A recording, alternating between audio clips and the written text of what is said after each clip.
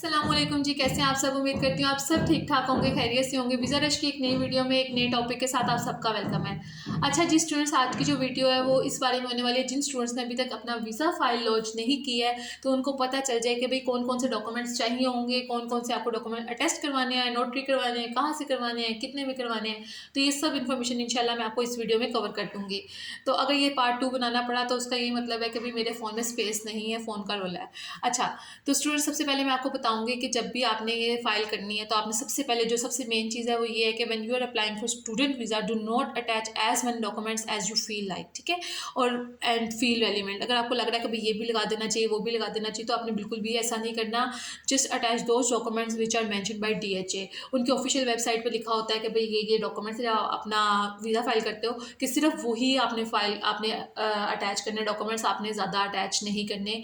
ये एक नेगेटिव चीज़ है, ठीक है स्टूडेंट्स। ठीक है, उसके बाद आ जाती है कि कौन कौन से डॉक्यूमेंट्स। तो सबसे पहले आपकी आइडेंटिटी आ जाती है कि ID कार्ड और पासपोर्ट आ जाता है, ठीक है। आपने अपने पासपोर्ट के फर्स्ट 2 पेजेस को उनको स्कैन कर लें, उनको एक ही PDF बना के आप लोगों ने वो अटैच करना है। अगर आपका पासपोर्ट अभी तक नहीं बना तो उसको बनवा लें, अर्जेंट भी बन जाता है, रेगुलर पे भी बन जाता है, ठीक है। अर्जेंट पे ये होता है कि पैसे ज़्यादा होते हैं लेकिन टाइम कम होता है, एंड वाइस वर्सा, ठीक है। तो अब आपका पासपोर्ट भी हो गया, आपका ID कार्ड भी हो गया, तो सेकंड चीज़ आ जाती है आपके पास COE, मतलब आपकी कंफर्मेशन ऑफ एनरोलमेंट। तो अच्छा, कुछ स्टूडेंट्स ऐसे हैं मेरे, मतलब आपने एक स्टूडेंट थे, उन्होंने ऐसे किया था कि कंफर्मेशन ऑफ एनरोलमेंट की जगह उन्होंने ऑफर लेटर लगा दिया था। उनको लगा कि दोनों में सेम डिटेल होती है, तो लेकिन ऑफर लेटर में क्योंकि ज़्यादा है तो वो लगाना ज़्यादा बेहतर है। तो स्टूडेंट ऐसा मत करें, ऑफर लेटर और कंफर्मेशन ऑफ एनरोलमेंट अलग-अलग चीज़ें और आपको COE ही लगानी है, ठीक है। उसके बाद आ जाता है कि आपके पास जो ट्रांसक्रिप्ट्स हैं और डिग्रीज हैं उनको भी, मतलब all the transcripts and degrees in one PDF, उनको भी आप स्कैन करें, एक PDF बनाएं, ठीक है। उसके बाद मतलब आपके पास बैंक स्टेटमेंट आ जाती है, जिन स्टूडेंट की फंड्स आ जाते हैं तो वो अटैच कर दें, ठीक है। IELTS का रिपोर्ट कार्ड आ जाता है, PTE का स्कोर आ जाता है, तो अपने स्टूडेंट्स वो अटैच करते हैं, ठीक है। उसके बाद जैसे PhD वालों का होता है कि रिसर्च प्रपोजल होता है या फिर एक्सेप्टेंस आती है फ्रॉम प्रोफेसर, तो आप लोगों ने एक्सेप्टेंस लेटर जो होता है बाय योर सुपरवाइजर, तो आप लोगों ने वो अटैच कर दें कि रिसर्च प्रपोजल भी कर दिया, एक्सेप्टेंस लेटर भी कर दिया, ठीक है। फिर सेपरेट PDF बना लेना है कि जो पहले GT होती थी, that you have written in the form, तो उसकी जगह अब आपने क्या कर देना है, GST को कर देना है, ठीक है। GST की आउटलाइन मैं आपको पहले बता चुकी हूँ, जैसी आएगी मैं आपको तक शेयर करूँगी, ठीक है। उसके बाद 8वीं चीज़ जो मतलब आप कह लें वो ये है कि आपने OSHC का जो सर्टिफिकेट है आपने वो लगा देना है कि आपने कहाँ से करवाई है। वो बैंक के थ्रू या फिर यूनिवर्सिटी के थ्रू आपको मिल जाता है कि जैसे अगर आपने मेडी बैंक से करवाई है या कहीं से भी करवाई है तो स्टूडेंट्स आपने उसका सर्टिफिकेट लगा देना है, ठीक है।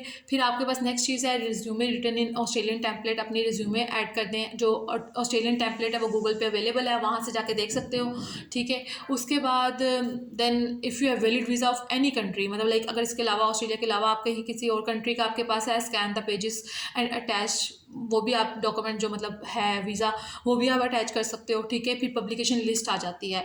अच्छा जी, अब इसमें स्टूडेंट बड़ा रोला करते हैं। स्टूडेंट क्या करते हैं जी, पब्लिकेशन पूरे पेपर वहाँ पे जो अपने पूरा पेपर है फुल लेंथ 22 पेजेस का है, 33 पेजेस का है, जितने भी पेजेस का है वो क्या करें स्टूडेंट्स वही अटैच किए जा रहे हैं। तो स्टूडेंट्स आप लोगों ने उसको अटैच नहीं करना, जस्ट अटैच सर्टिफिकेट्स और लिस्ट ऑफ मतलब जो आपकी पब्लिकेशन है वो काफ़ी है। Do not attach full length papers, ठीक है। फिर उसके बाद आपके पास आ जाती है पोलियो सर्टिफिकेट आ जाता है, जैसे आप ISB में मतलब इस्लामाबाद में आप लोग NIH से भी बनवा सकते हो, फिर उसको आप किसी भी इजी पैसा शॉप से कार्ड निकलवा सकते हो। इसी तरीके से आप जो अपना है क्या नाम लेते हैं कोविड सर्टिफिकेट आप लोग वो भी निकलवा सकते हो, उसको भी इस तरीके से कर सकते हो, ठीक है। फिर FRC आ जाती है। FRC जो मैंने बनवाई थी, मतलब लाइक आप ऑनलाइन भी बनवा सकते हो, नादरा से भी बनवा सकते हो। मैंने अपनी ऑनलाइन बनाई थी, उसके लिए मैं आपको डिस्क्रिप्शन में एक लिंक दे दूँगी। एक भाई हैं उन्होंने बहुत अच्छे तरीके से उसको फुल डिटेल में बताया कि किस तरीके से आपने कौन से स्टेप्स फॉलो करने हैं, तो आप लोग घर बैठे भी अपनी ऑनलाइन FRC तैयार कर सकते हो। तो डिस्क्रिप्शन में जाकर उसका लिंक देख लीजिएगा और अपना खुद बना लीजिएगा, ठीक है। फिर आ जाते हैं पुलिस क्लियरेंस आपके पास आ जाता है, तो वो आप किसी भी अलखिदमत सेंटर से जाके बनवा सकते हो, ठीक है। यहाँ पे लाहौर में हॉल 2 से बनवाया जा सकता है, ठीक है।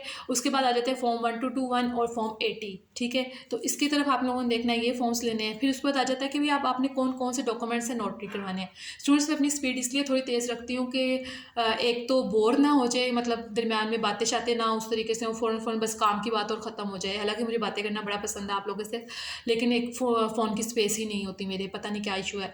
तो खैर इस वजह से तो माज़रत के साथ इसको थोड़ा बर्दाश्त कर लीजिए करें।